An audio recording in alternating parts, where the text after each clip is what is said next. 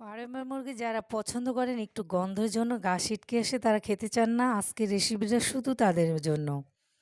আসসালামু আলাইকুম। সরিষা তেলে কিন্তু সেই পুরনো দিন থেকেই চলে আসছে একটা রান্নার ঐতিহ্য। সেটা কিন্তু স্বাদ বাড়িয়ে দেয় যে কোনো রান্নায়। তো তেল গরম হওয়ার পরে আমি একে একে করে সব উপকরণগুলো বাদামি অবধি পর্যন্ত ভেজে নিব।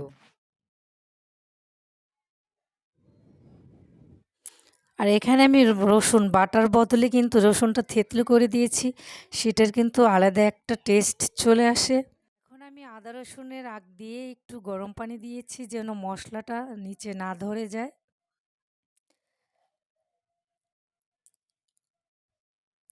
আর আমার মাংসর তুলনায় আমি যতটুকু পরিমাণে লাগে সব মশলাগুলো অ্যাড করে নিব একে একে করে।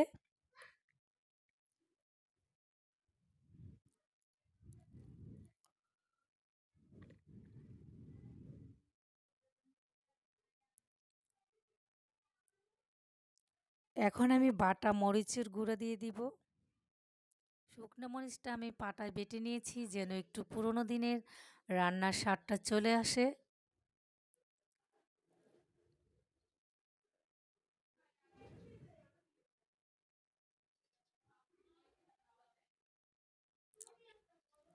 হলুদ অ্যাড করে দিচ্ছি। এই মশলাগুলো আমি ভালোভাবে কষিয়ে নিব। মশলাটা যখন হয়ে আসবে তখন বুঝে নেবেন তার ভিতর থেকে তেল চলে আসবে।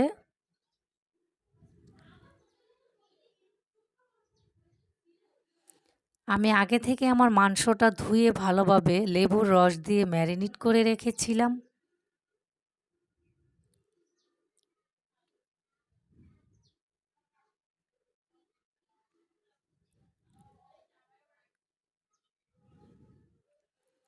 মাংসগুলো একে একে দেওয়ার পরে 5 মিনিট আমি কষিয়ে নিব।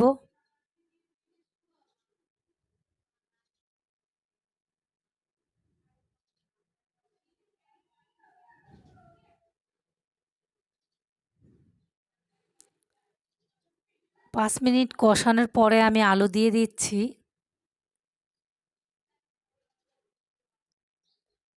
আলুটা যখন একটু সেদ্ধ হয়ে আসবে আমি তখন এখানে গরম পানি অ্যাড করব, যেহেতু একটু কষা কষা ঝোল ঝোল হবে। মাশাআল্লাহ, রান্নাটা কিন্তু খেতে অনেক মজা ছিল। আর আমি নামানোর আগ দিয়ে জিরার ফাঁকি দিয়ে দিচ্ছি। ঝোলটা অনেক ঘন হয়েছে। সবাই ভালো থাকবেন, সুস্থ থাকবেন। Please audience full watching.